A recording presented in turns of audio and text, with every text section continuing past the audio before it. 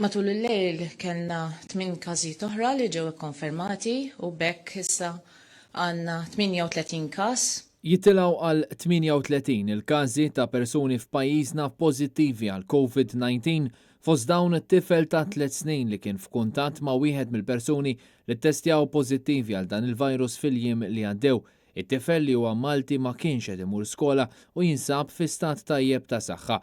F'konferenza tal-aħbarijiet, is-Supretendent tas-Saħħa Pubblika Charmaine Gauci qalet li t-tieni u t-tielet każi ġodda huma ta' familja Taljana li tgħix Malta, missier ta' 58 sena u tifel ta' 15-il sena. Każ ieħor hu ta' persuna ta' 59 sena Ingliża li tgħix Malta imma fil-5 ta' Marzu daħlet l-isptar minħabba ksur. Fit-13 ta' Marzu ħarġula sintomi respiratorji, sar it-test u riżultat pożittiv. Kollox jindika li ħadet il-COVID-19 waqt li kienet rikoverata l-isptar u bħala mezz ta' prekazzjoni il-ward li kienet fih ingħalaq għal kollox. Il-ħames każ huwa ta' mara Maltija ta' 26 sena li marret l-Ingilterra. Każ ieħor huwa ta' Malti ta' 28 sena li ma kienx imsiefer, imma fil-post fejn jaħdem kien hemm persuna li rritorna minn Sqallija. Is-seba' każ hu ta' raġel ta' 62 sena li ġie mill-Ingilterra.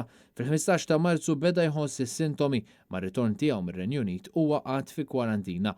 L-aħħar każ huwa ta' raġel Malti ta' 52 sena li ma sifirx u ma kellu ebda kuntatt ma' nies li siefru. Fl-10 ta' Marzu żviluppa deni u sola. S'issa għadu mhux magħruf minn fejn ġie l-kuntatt li seta' kellu dan ir-raġel. Iżda l-possibilità hija li l-virus ittieħed mill-ġim li hu kien jiffrekwenta. Bekk huwa ċar li komplew jistiedu l-każi ta' coronavirus li ttieħdu lokalment.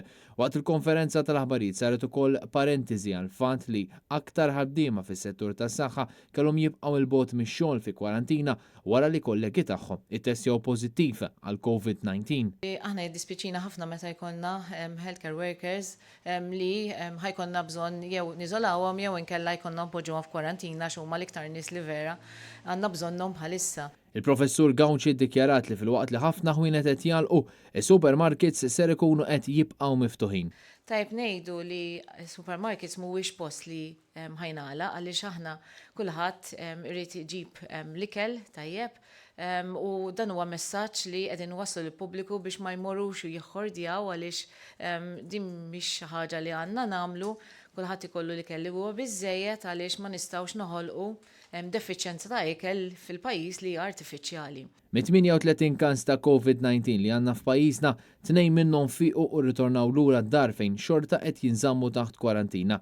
Madankollu kien konfermat li l-ewwel każ tal-virus f'Malta. It-tifla ta' 12-il sena sfortunatament għadha bis-sintomi tal-coronavirus. Nafu li inti jista' jkollok persuni fil-komunità li għandhom anke sintomi li huma ħfief, allura l-aqwa mod li inti tista' tevita huwa li inti tevita l-kuntatt, il-ħasil tal-idejn importanti ħafna u nevitaw postijiet fejn jista' jkun hemm nies oħrajn l-iktar li huma vulnerabbli. Il-professur Charmaine Gauci qalet li qed jiżdiedu l-swabs għax l-awtoritajiet qed ifittxu iktar u allura tistenna li ssib iktar każijiet. Sa issa saru 939 test u l-awtoritajiet baqgħu għaddejjin b'respiratory screens lil pazjenti f'Mater Dei fejn saru 700 u test ieħor li kollha apparti wieħed kienu negattivi.